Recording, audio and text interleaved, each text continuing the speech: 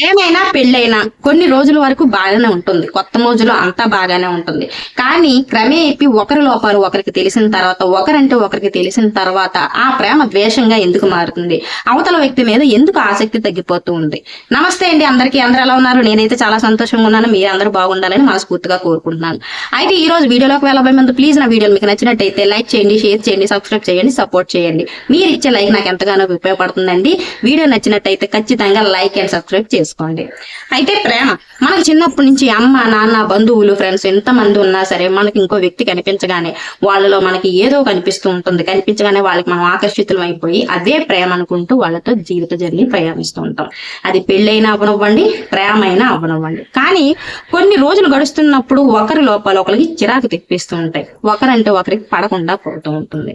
ఒకటి చెప్తానండి, ఎవరైనా సరే కుటుంబంలో ఉన్న తర్వాత పిల్లల గురించైనా కాపురం చేసుకోవచ్చు, లేదంటే పెద్దల మాటకైనా విలువిచ్చి మనం ఉండొచ్చు. కానీ ప్రేమించుకుని ఒకరికొకరు ఇష్టపడింది మీరే కాబట్టి మీకు మీరు ఆకర్షణీయంగా ఉండడానికి ప్రయత్నించండి. ఆడవాళ్ళం అయితే ఇద్దరు పిల్లలు కనగానే మన మీద మనకు శ్రద్ధ తగ్గిపోతుంది. ఇంట్లో పనులు చేసుకుంటూ, లేదంటే ఇంట్లో బాధ్యతలన్నీ నెత్తి మీద వేసుకొని బయట పనులు చేసుకోవచ్చు. ఇంట్లో బయట పనులు చేసుకుంటూ పిల్లలు చూసుకునేటప్పటికి మన మీద మనకు శ్రద్ధ తగ్గిపోతుంటుంది. కానీ మన మీద మనం ఖచ్చితంగా శ్రద్ధ చూపించుకోవాలండి. మగవాడికి ఎప్పుడు కూడా ఆడది నిత్య నూతనంగా కనిపించాలి అని కోరుకుంటారు. భార్య ఎప్పుడు కూడా నిత్య నూతనంగా కనిపిస్తూ ఉంటే మగవాడిని గట్టి పడేసేలాంటి పరిస్థితులు ఇంట్లోనే ఉంటే మగవాడు ఎక్కడికి వెళ్ళడు.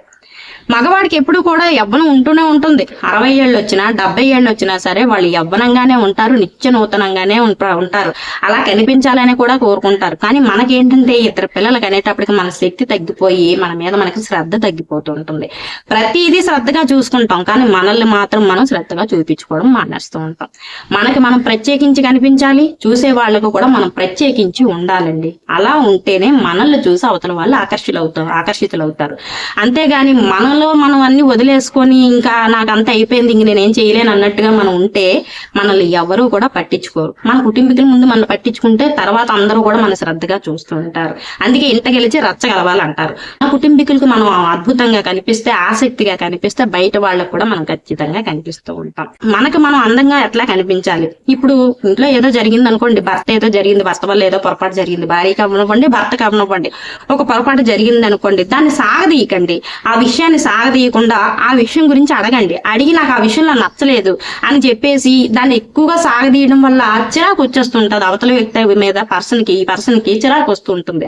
ఏదైనా వచ్చిందంటే ఇంక ఇలాగే సాగదీస్తారు, వీళ్ళు ఇలాగే సాగదీస్తారు అన్న ఒక వ్యతిరేకతకు మనం వచ్చేస్తాం. కానీ ఆ విషయాన్ని అక్కడతో వదిలేసేయండి. ఒకసారి అడిగి నాకు ఈ విషయంలో ఇష్టం లేదని ఖరాఖండిగా చెప్పేసి ఆ మ్యాటర్ అక్కడతో వదిలేయండి. అప్పుడు మీరు ప్రత్యేకించి కనిపిస్తారు. మీ మీద మీరు శ్రద్ధ పెట్టుకోండి. మీ శరీరాకృతికి తగినట్టుగా మీరు అలంకరించుకోండి. మీరు మాటలు ఎదుటి వ్యక్తితో మాటలు తగ్గించి మీరు అందంగా కనిపించేలాగా ప్రయత్నించండి. ఎప్పుడు ఉండే ఇంటి పనులే అయినా ప్రతిరోజు ఎందుకు శుభ్రం చేస్తూ ఉంటాం? ఎప్పుడు ఉండే ఇల్లు వాకిళ్ళు కూడా మనం ఎట్లా శుభ్రం చేసుకుంటున్నాము? ఎప్పుడు ఉండే బాధలే. ఆ బాధలతో పాటు మనం కూడా బాధపడుతూ కూర్చున్నంత మాత్రాన బాధలు ముందుకు వెళ్ళవు. కానీ మనలో మార్పు మనం తెచ్చుకుంటే మాత్రం బాధలు కూడా ముందుకు వెళ్ళిపోతూ పరారైపోతూ ఉంటాయి. మనకు మనం ప్రత్యేకించి కనిపించేలాగా తయారవ్వండి. మీ శరీరాకృతికి తగినట్టుగా మీరు అలంకరించుకోండి. ఏ విషయాన్ని కూడా ఎక్కువ సార్లు సాగదీయకండి. ఇంట్లో ఉన్న వాళ్ళకి మీరు ప్రత్యేకించి కనిపించండి. మీ ప్రత్యేకతలు మిమ్మల్ని చూడగానే కనిపించేలాగా ఆకట్టుకునేలా ఉండండి. మాటలు తగ్గించండి, చేతల్లో మీ ప్రయత్నాన్ని చూపించండి. ఎప్పుడు కూడా మాటలు తగ్గించి మన ప్రయత్నాల్ని మనం చేస్తూ ఉండి మౌనంగా మన ప్రయత్నాన్ని మనం చేస్తూ ఉన్నట్టయితే మాత్రం ఖచ్చితంగా మనం ప్రత్యేకించి కనిపిస్తూ ఉంటాం. అంతేగాని అవతల వ్యక్తిని మనం మాట తీరుతో విసిగించామంటే వాళ్ళలో తెగింపు వస్తుంది. ఏం చేస్తావు, ఏం చేయగలవు అంటూ ఉంటారు. అప్పుడు దాన్ని ఇంకా మనం చండాలం చేసుకునే బదులు ఏదైనా ఒక విషయంలో నాకు ఇది నచ్చలేదు అని చెప్పేసి అక్కడి నుంచి విశ్రమించండి. విశ్రమించిన తర్వాత అది మీకు ఆ గొడవ ఆడే సమయాన్ని మిమ్మల్ని మీరు తీర్చిదిద్దుకోవడానికి ప్రయత్నించండి. మిమ్మల్ని చూస్తే మీకే ప్రత్యేకత కనిపించేలాగా తయారవ్వండి. అది అవతల వాళ్ళకి కూడా ఖచ్చితంగా ఆకట్టుకుంటుంది. అవతల వాళ్ళని మనం ఆకట్టుకుంటున్నాము అంటే మనలో ప్రత్యేకత వాళ్ళు చూశారు అంటే మన వెనకాతలే ఉంటారు. మనల్ని ఎప్పుడు ఎప్పుడు వదిలి వెళ్ళిపోరు, మనల్ని గమనిస్తూ ఉంటారు.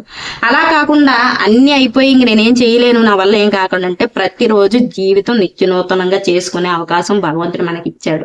అది మనం అట్లా చేసుకోవడం కూడా మన బాధ్యత. అంతేగాని ఇక్కడతో అయిపోయింది అని అనుకుంటే అలాగే ఉంటుంది జీవితం కూడా. మనం నీరసించి కూర్చుంటే జీవితం కూడా నీరసంగానే కనిపిస్తుంది. మన జీవితం కోసం మనమే పరుగు పెట్టాలి, మన కోసం మనమే తాపత్రయపడాలి. అలా మనలో మనం నిత్య నూతనంగా కనిపించడానికి ప్రయత్నాలు చేసినట్టయితే ఖచ్చితంగా మనకు ఎవరైనా ఆకర్షితులవుతారు. అలాగే గొడవలు తగ్గించడం కూడా మన చేతుల్లోనే ఉంది.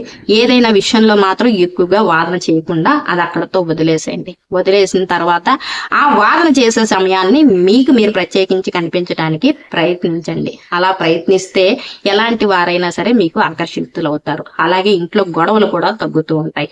అలాగే మీలో మీకు కాన్ఫిడెన్స్ కూడా వస్తూ ఉంటుంది. నా వీడియో మీకు నచ్చినట్టయితే ప్లీజ్ లైక్ చేయండి, షేర్ చేయండి, సబ్స్క్రైబ్ చేయండి, సపోర్ట్ చేయండి. Thank you.